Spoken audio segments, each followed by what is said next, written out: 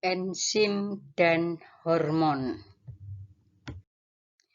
Enzim dan hormon, keduanya merupakan substansi kimia yang dihasilkan oleh sel tubuh manusia.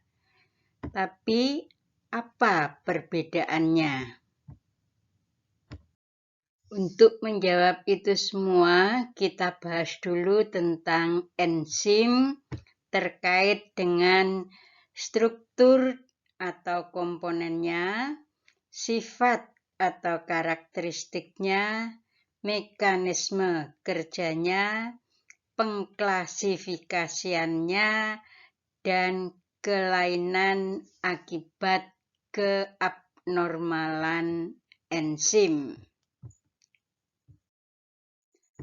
Enzim itu merupakan biokatalisator yang dihasilkan oleh jaringan yang berperan untuk meningkatkan laju reaksi kimia atau mengaktifkan senyawa lain secara spesifik. Penamaan enzim pada umumnya mengikuti substratnya. Sebagai contoh, yang substratnya maltose, enzimnya maltase. Substratnya galaktose, enzimnya galaktase. Adapun struktur enzim itu tersusun atas apoenzim dan koenzim. Apoenzim itu tersusun atas protein, sedang koenzim tersusun atas molekul organik atau yang dikenal dengan grup prostetik. Dan keduanya itu disebut dengan istilah holoenzim.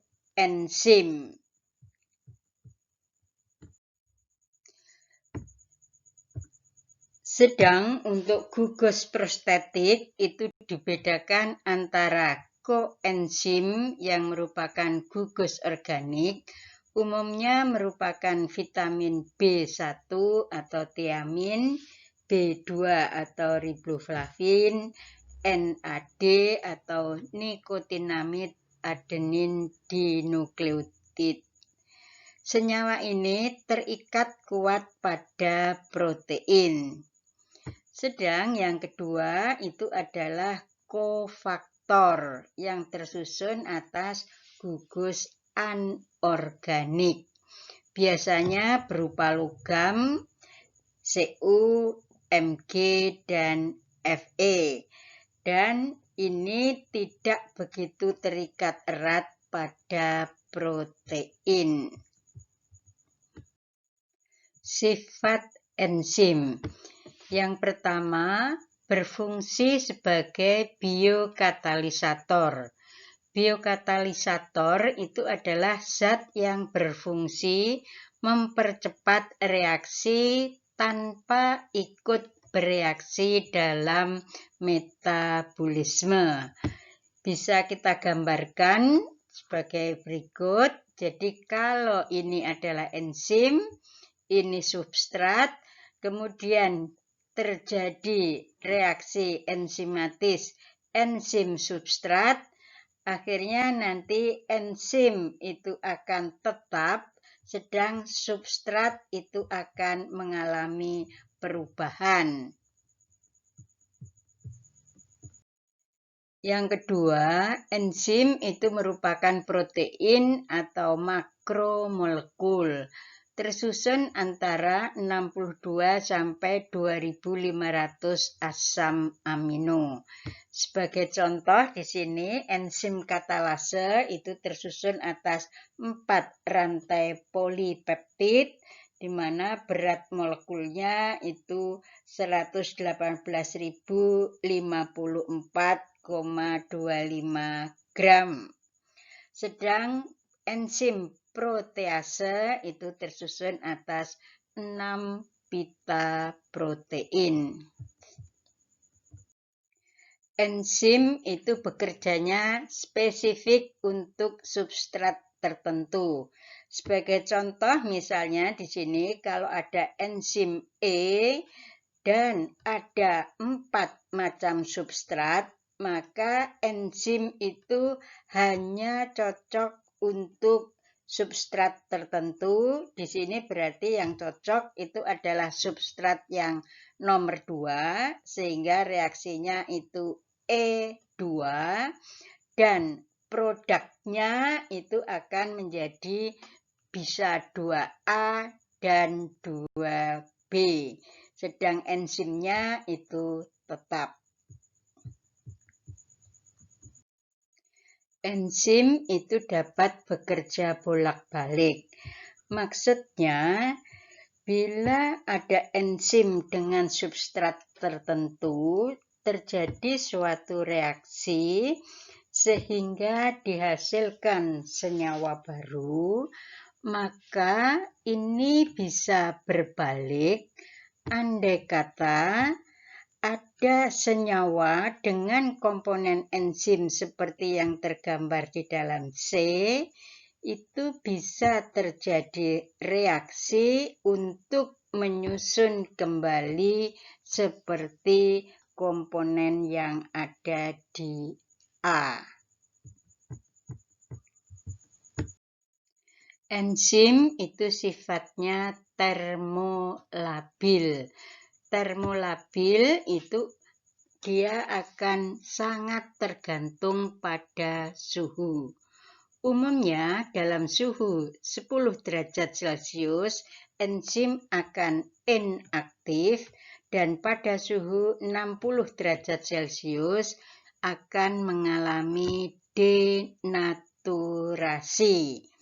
Sehingga di sini kita lihat ya, 10 derajat dia akan inaktif ya, dan di atas ya, 50 derajat itu dia akan denaturasi.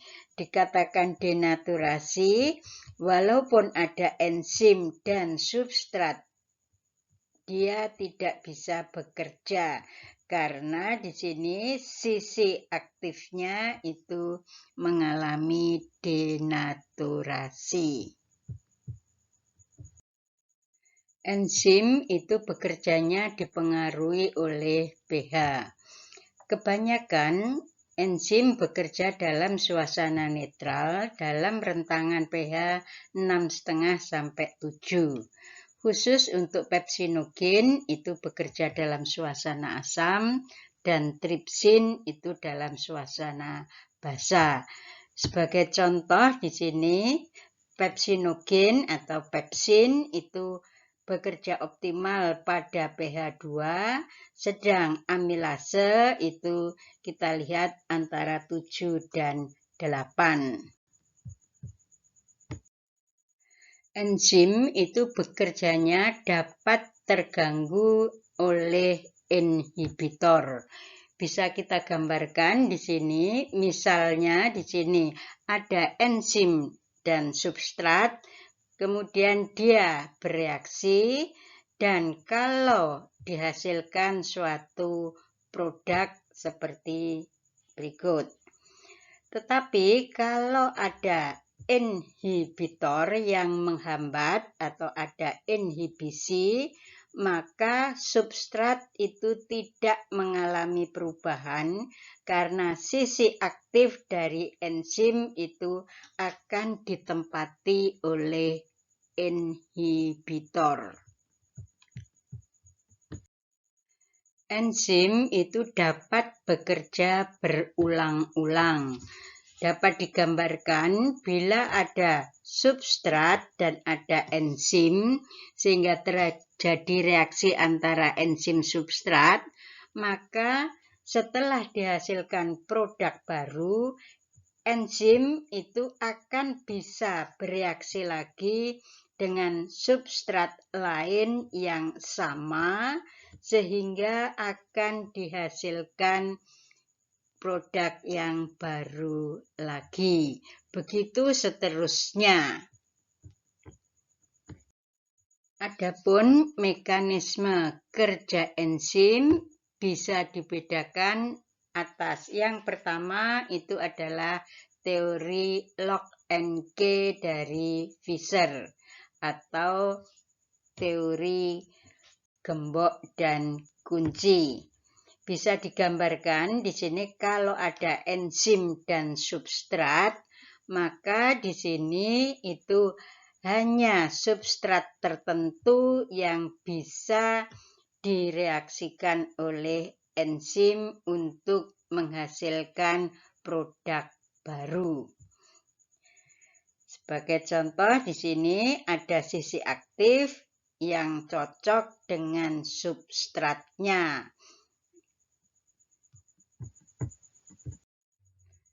Yang kedua itu adalah teori induksi dari Koshland, di mana di sini sisi aktif dari enzim itu fleksibel, artinya menyesuaikan dengan substratnya. Sehingga di sini kita lihat untuk induksi yang pertama itu adalah reaksi penguraian. Sedang untuk yang induksi kedua itu adalah reaksi penggabungan, di mana sisi aktif itu menyesuaikan dengan substratnya. Klasifikasi enzim. Berdasarkan tipe reaksinya itu dibedakan antara enzim hidrolase, yaitu enzim yang menyebabkan proses hidrolisis. Sebagai contoh, enzim pencernaan, karbohidrase, lipase, dan protease. Yang kedua itu adalah enzim desmolase. Contohnya adalah oksidase, reduktase, di mana memisahkan ikatan C dan C atau ikatan C dan N. Sebagai contoh yaitu enzim pernafasan, yaitu enzim dehidrogenase, katalase, peroksidase, karboksilase, dan transaminase. Sedang berdasarkan jenis substratnya bisa dikelompokkan. Yang pertama adalah enzim amilase atau sakharase, yaitu enzim yang berperan merubah amilum atau karbohidrat. Sebagai contoh itu ptyalin, maltase, sukrase. Yang kedua adalah enzim protease, yaitu enzim yang berperan merubah senyawa protein. Contohnya enzim renin, pepsin, tripsin. Yang ketiga itu adalah enzim lipase, yaitu enzim yang berperan merubah senyawa lemak. Contohnya adalah lipase. Keabnormalan enzim.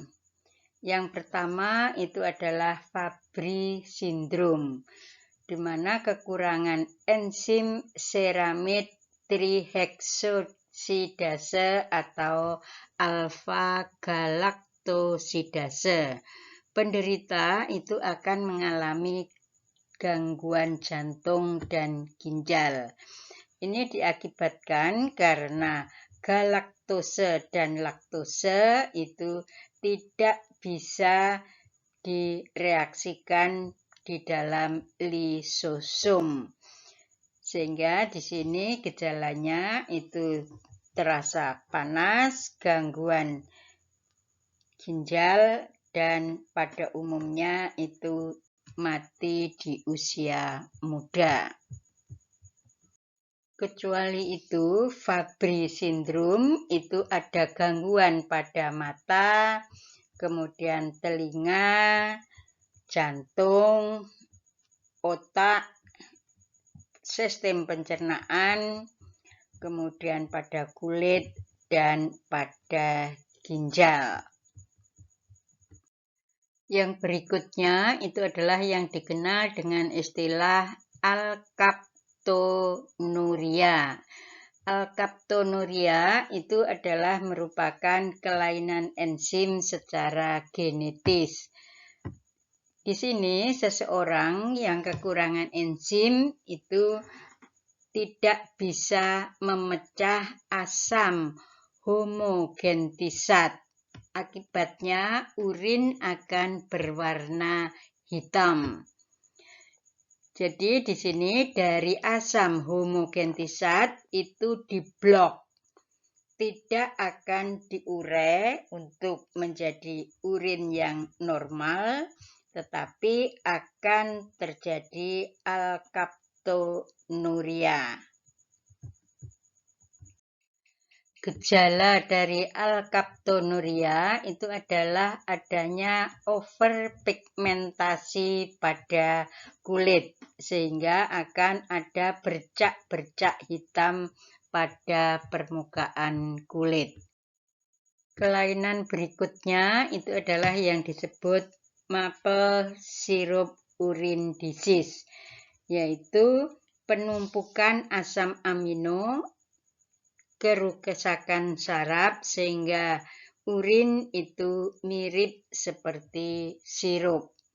Nah, ini disebabkan karena tubuh itu tidak bisa membentuk suksinil koenzim A dan asetil koenzim A sehingga tidak akan terjadi pemecahan menghasilkan energi.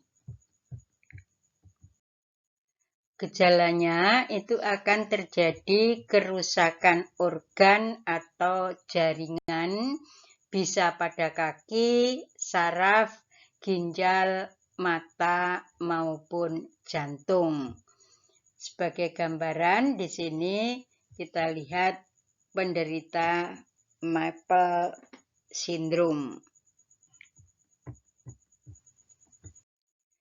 Berikutnya itu adalah fenilketonuria, di mana fenilalanin dalam darah itu berlebihan. Akibatnya itu terjadi penurunan mental. Bisa kita gambarkan di sini fenilalanin itu tidak bisa diure itu untuk menjadi urin sebagaimana biasanya, tetapi terjadi penumpukan karena tidak terure sehingga terjadi fenilketonuria. Ini juga disebabkan oleh gen resesif pada autosom.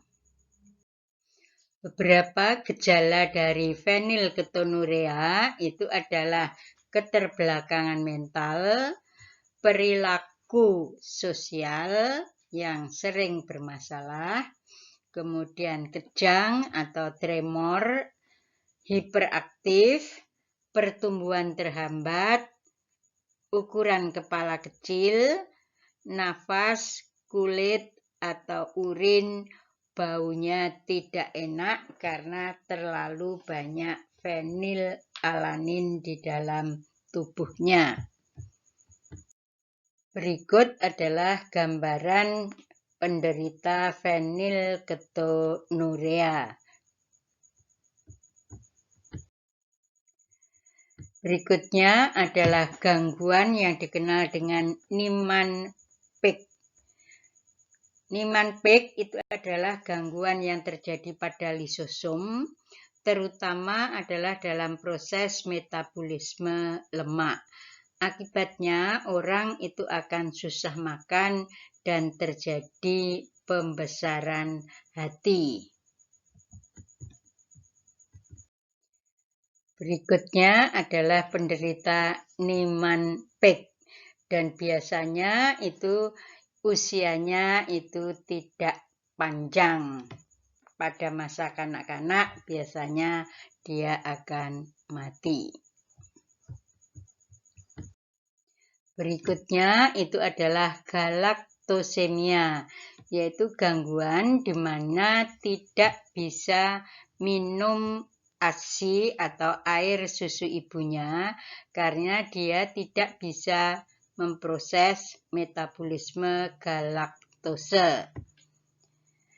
Gejalanya itu adalah terjadi keabnormalan atau kerusakan pada otak, mata katarak, terjadi pembesaran hati, dan ginjal mengalami gangguan.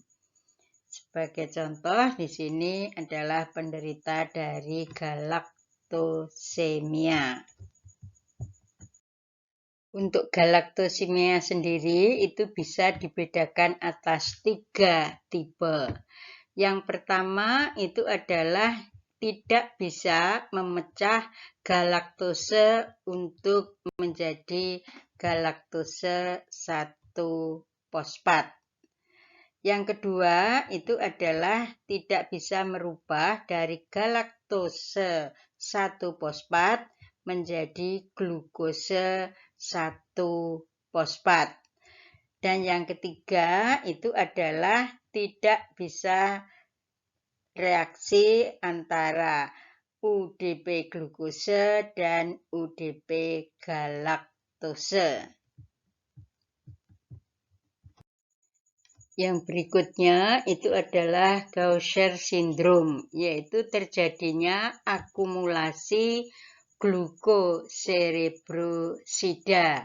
Karena apa? Karena glukose seramid itu tidak bisa dirubah menjadi seramid, sehingga terjadi akumulasi dari glukoserebrosida. Gejalanya itu terjadi pembesaran pada hati dan ginjal. Berikut adalah gambaran dari penderita Gaucher syndrome. Berikutnya adalah Tay Sachs disease, yaitu merupakan penyakit fatal dikarenakan defisiensi enzim heksoaminidase A. Terjadi karena akumulasi dari gangliosida pada otak janin, mengakibatkan mental retardasi dan kebutaan.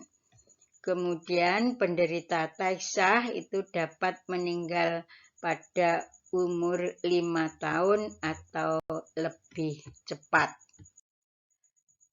Berikut adalah gambaran tentang Tay Sachs disease. Dalam keadaan normal, di mana di sini gangliosit itu bisa mengalami metabolisme, sedang kalau Tay Sachs itu gangliosit itu tidak mengalami pemecahan sehingga terjadi akumulasi di dalam vakuola. Berikut gambaran sel saraf pada orang yang normal dan orang yang menderita Tay Sachs. Perbedaannya adalah pada lisosomnya. Gambaran dari penderita di sini dilihat bahwa pada daerah otak itu terjadi keabnormalan. Berikutnya adalah sindrom Hurler, yaitu gangguan lisosom karena kekurangan enzim mukopolisakarid yang mengakibatkan keterlambatan pertumbuhan. Gejala dari sindrom Hurler itu adalah hidung itu akan melebar, lidah itu menebal, bibir itu tebal, kemudian kepala itu akan membesar. Di sini terlihat gambaran dari Hurler syndrome. Berikutnya adalah Pompe sindrom, yaitu kekurangan enzim GAA atau asam alfa glukosidase. Sehingga di sini glikogen itu di dalam lisosom itu tidak bisa dipecah menjadi glukosa, sehingga terbentuknya energi itu akan terganggu. Akibatnya itu hati akan mengalami gangguan sehingga produksi dari antibodi juga terganggu, dan karena produksi energi juga terganggu maka akan mengakibatkan gangguan fungsi dari otot. Berikut adalah foto tentang penderita Pompe sindrom.